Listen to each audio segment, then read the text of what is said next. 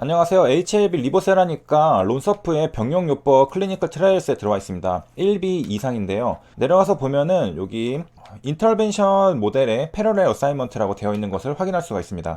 패러렐 스터디라는 것은 투 그룹으로 나뉘어져 있는데요. A랑 B가 있는데 한 그룹은 A를 받는 거고 only A, 그 다음에 또 다른 그룹은 only B만 받는 겁니다. 그래서 A랑 B랑 이제 각자 only 복용을 한 다음에 비교를 해보는 거죠. 요 패러렐 디자인이라는 것은 골드 스탠다드 for phase 3 클리니컬 트라이얼이라고 되어 있습니다. 그러니까 임상 3상의 골드 스탠다드라고 하는데요. 이걸 어떻게 해석할 수 있느냐? 자, 어떤 썸띵인데 매우 좋은 거고요. 다른 이제 비슷한 것들이 얼마나 좋은지를 측정하는 겁니다. 측정하는 데 쓰는 게 골드 스탠다드라는 겁니다. 여기까지 약간 아리송하죠. 진단을 확정 지을 수 있는 끝판왕을 골드 스탠다드로 합니다. 그러니까 여러가지 뭐 예를 들면 진단 키트 같은 게 있습니다. 그런데 다른 것들 다 측정해서 오차율을 다 가지고 있죠. 그래서 측정을 하는데 확정적으로 마지막에 질병 유무를 판정할 수 있는 끝판왕이 바로 골드 스탠다드로 하는 겁니다. 그래서 골드 스탠다드 이외의 검사는 이보다 정확도가 떨어지기 때문에 검사상 이상 유무랑 질병의 이상 유무에서 차이가 발생합니다. 그러니까 오차가 있다는 겁니다. 사람들이 궁금한 거는 내가 검사를 했을 때 그 검사가 실제일 가능성은 얼마가 될까가 이제 궁금한 거잖아요. 골든 스탠다드는 이런 확률이 매우 높겠죠. 정확하게 나왔을 확률. 예를 들면은 이런 검사를 했을 때 양성으로 나오면은 실제로 내가 복유자일 가능성은 얼마나 될까. 그래서 이제 진단의 황금 기준 골드 스탠다드, 질환의 유무를 확진할 수 있는 방법, 뭐 부검이나 조직생검 같은 것들이 황금 기준에 있습니다. 예를 들면 이제 진단 기기 같은 것들을 뭐 새로 만들었어요. 그리고 뭐 새로운 진단법을 만들었습니다. 이런 것들을 이제 사용하려고 하면은 기존에 가장 잘 알려져 있는 진단 방법, 즉 흔히 말하는 골드 스탠다드라는 것이랑 비교를 해봅니다. 어떤 거에 대해서 이제 진단기기를 사용했던가 진단법을 사용해서 어떤 이제 그 결과를 냈죠. 그런 것들이 실제 정답인지 아닌지를 판단하는 것은 골드 스탠다드. 이거랑 비교를 해가지고 더 나은지 아닌지 그런 것들을 판단하게 됩니다. 물론 이제 새롭게 만들었던 뭐 진단 방법, 진단 기기 같은 것들은 골든 스탠다드로 쓰이는 방법의 몇 가지 단점을 극복했기 때문에 의미가 있겠죠. 더 나은 진단법이 되겠습니다. 어쨌든 정답을 비교하는데 같이 쓰이게 됩니다. 그리고 새롭게 만들어진 게 더 좋다면은 이게 다시 한번 골드 스탠다드로 되겠죠. 골드 스탠다드는 한국말로 뭐 최적 표준 이런 단어라고 합니다. 다시 돌아와서 보면은 이제 패러렐 어사이먼트 이런 것들이 3상의 그 골드 스탠다드라고 했었잖아요. 최적 표준이라고 했잖아요. 그 말은 임상 3상에 기존에 사용되는 기준이라는 뜻이기도 하고 이미 잘 알려진 진단 방법이라고도 할 수 있습니다. 그러니까 한마디로 임상 3상을 한다면은 뭐 그냥 너나 할 거 없이 A랑 B로 나눠가지고 비교를 해본다는 겁니다. 이렇게 이게 골드 스탠다드라는 것입니다. 그 다음에 이제 여기 1B 이상이 같이 있잖아요. 같이 있는 이유를 보면은 여기 페이스에 리보세라닉 같은 경우에는 페이스 1이라고 되어 있고요. 론서프 같은 경우에는 페이스 2로 되어 있습니다. 그래서 둘이 같이 언급이 된 걸로 보이고요.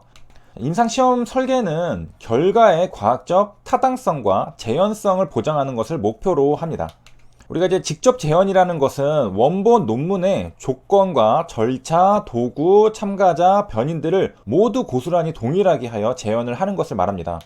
HLB가 항서제약이 중국에서 위했던 것은 뭐 직접 재현이라고 할 수 없겠죠. 왜냐면은 이 참가자들이 중국 항서제약은 중국인인데 리보세라닙은 이제 글로벌하게 하기 때문에 인종이 다르죠. 그래서 직접 재현이라고 할 수 없는데 좀 비슷하다라고는 볼 수가 있겠습니다. 왜냐면 같은 성분의 약이고 그 다음에 같은 적응증 위에다가 했잖아요. 그렇기 때문에 뭐 굉장히 이제 많은 부분들이 비슷하게 동일하게 해서 재현을 해보려고 했던 겁니다. 항서제약이 임상 3상이 성공했으니까 HLB도 성공시킬 수 있다. 이거는 재현을 하는 거잖아요, 결국에는. 그리고 이제 직접 재현 결과 원본 연구의 결과와 달라질 경우 원본 자체 신뢰도는 굉장히 저하가 되겠죠. 그리고 여러 연구소에서 직접 재현을 했는데 우리 안 나왔는데? 우리도 안 나왔어 하면은 애초에 처음에 있었던 이 연구 자체가 뭔가 잘못됐다라는 것을 의미하게 되죠. 그런데 이제 사실상 신약 개발에서는 이렇게 직접 재현을 하기는 그게 쉽지가 않고 병용요법들에서 효과가 있다고 하면은 다 의미가 있었는데 효과가 있었는데 이런 것들을 이제 간접적으로 우리가 확인할 수 있는 그런 것은 되겠죠. 그래서 지금 이제 리보세라닙은 많은 병용요법들이 진행이 되고 있는데 그런 것들이 다 믿고 있기 때문에 가능한 게 아닐까 생각을 하고 재현이 된다라고 보고 재현이라기보다 그냥 효과가 있다라고 보는 거죠. 그 다음에 이제 실제로는 이제 직접 재현이라는 연구들은 거의 찾아보기가 힘든데요. 그 이유를 브라이언 이제 노세크라는 사람이 말했는데 인센티브의 부재라고 합니다. 인센티브는 우리 이제 행동할 수 있는 동기, 유인이라고 말을 하는데요. 특히 뭐 경제학에서는 인센티브 디자인 같은 게 중요하긴 하죠. 그래서 이런 연구들은 독자성이 없기 때문에 학계에 어떤 진보를 가져오지 못하고, 뭔가 연구 논문을 낸다는 것은 진보를 가져와야 되는데 그냥 중복이잖아요. 했던 것도 반복하는 거니까. 그렇기 때문에 또 저널 측에서도 게재를 꺼리고 학자들도 이제 이 재현성은 필요하다는 걸 알면서도 손을 대지 않게 됩니다. 그래가지고 이제 이런 연구들은 거의 하지가 않게 됩니다.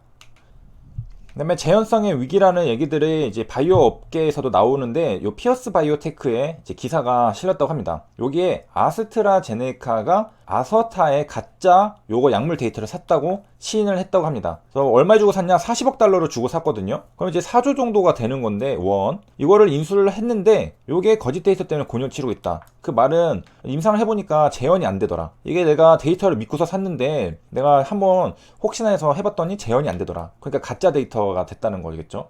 그 다음에 이제 사회심리학자인 슈타펠 교수는 그동안 발표한 100여 개 연구들 중 수십 개에서 데이터를 조작하거나 꾸며냈다는 사실이 언론에 보도가 되었습니다. 황우석 같은 경우도 그런 일이 있었죠. 줄기세포. 그래서 만약에 이거를 다른 학자들이 재현을 하려고 했다면은 안 됐을 겁니다. 꾸며낸 거기 때문에. 그 다음에 이제 재현성을 위협하는 이제 원인이 뭐 여러 가지인데, 그 중에는 출간 편향, 피해킹 이런 것들이 있습니다. 여기다 또 덧붙이면은 데이터를 먼저 수집을 하고 가설을 그 데이터에 맞게 꾸며내는 경우도 흔히 지적이 됩니다. 그러니까 처음에 가설을 세우고서 데이터로 실험을 해봐야 되는데, 먼저 데이터를 모으고 거기에 맞춰서 가설을 만든 다음에 출판을 한다는 거죠. 이런 것들은 이제 비유적으로 사후 스토리텔링, 그 다음에 갈림길들이 있는 정언, 이렇게 쓴다고 하고요.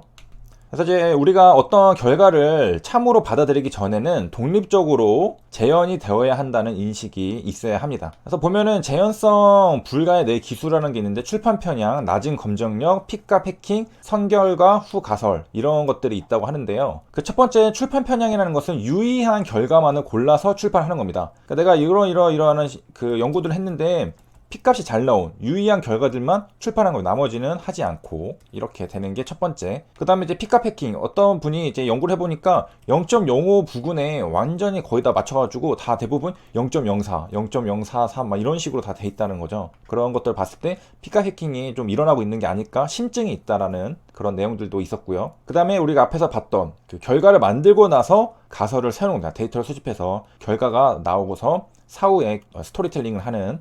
사회과학에서 재현성 위기를 살펴보려고 사이언스와 네이처지에 처음으로 실린 독창적인 21개 연구물을 재현하려고 시도를 했는데, 이 중에서 3분의 1, 그러니까 21개 중에 8개가 재현을 할 수가 없었다고 합니다. 그러니까 33% 정도가 재현이 안 되었다. 이제 보통은 이제 원래 연구는 이제 어류가 없다라고 생각을 하게 됩니다. 무슨 말이냐면은 재현 연구의 프로토콜상의 오류 때문에 연구 재현이 실패했다고 먼저 판단하고 이런 것들 다 점검하고서도 문제가 재현이 안 된다 싶으면은 문제 제기를 하게 되는 거겠죠.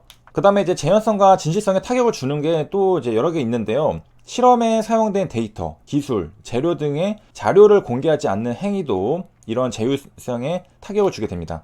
그러니까 만약에 임상을 한다고 했을 때는 이런 데이터들이 공개가 되어 있다면 그대로, 진짜 그대로 따라하면 되는데, 공개가 되어 있지 않다면 그대로 따라할 수가 없게 되고 비슷하게 따라하게 됩니다. 그러면은 몇 가지 이제 조건값들이 달라지기 때문에 결과가 좀 달라질 수가 있는 부분이 있는 겁니다. 그래서 이런 점에서 봤을 때 항서제약 같은 경우는 같은 성분의 아파티닐, 리보세라닙을 시판을 하고 있잖아요. 임상이 끝나고 한 겁니다. HAB 리보세라닙 이거를 그대로 재현을 하려고 했던 건데, 중국 규제 당국은 세부 임상 내용을 공개하지 않기 때문에 HAB는 이제 처음부터 이게 성공했다는 것만 알고 세부적인 내용을 모르니까 비슷하게 이제 따라를 했던 거라고 생각을 합니다. 만약에 세부 내용이 공개가 됐다면, 완전히 그대로 따라 했다면은 성공 가능성이 더 높았겠죠. 그 OS 부분에서 그 플라시보군도 같이 오래 산 이유는 이제 최적 지지요법 때문이 아닐까, 이거기에서 중국과 이게 좀 차이가 생긴 게 아닐까 추측을 해보긴 합니다. 그다음 사실상 이제 재현성에 영향을 준 것들이 되게 많은데, 이런 증명하는 것들, 그러니까 그러니까 자기들의 가짜 세포주에 대한 체크를 해야 되는데 이런 것들을 좀 게을리하는 경우가 꽤 있다고 합니다. 그리고 세포가 잘못 표시되었다는 것을 알았다 하더라도 황금 표준적, 골드 스탠다드겠죠? DNA 기반 테스트를 통해 가지고 약간 실패한 것으로 보고가 되고 있다. 약간 실패했으니까 그냥 써도 되지 않을까라고 했나 보죠. 그 다음에 이제 임상 같은 경우도 보면은 제조 단위마다 품질이 달라가지고 실험 결과에도 엄청난 차이를 초래하는 것으로 밝혀졌습니다. 그래서 보니까 이제 항체는 이제 오리지널 연구에 사용된 항체랑 제조업체가 같았습니다.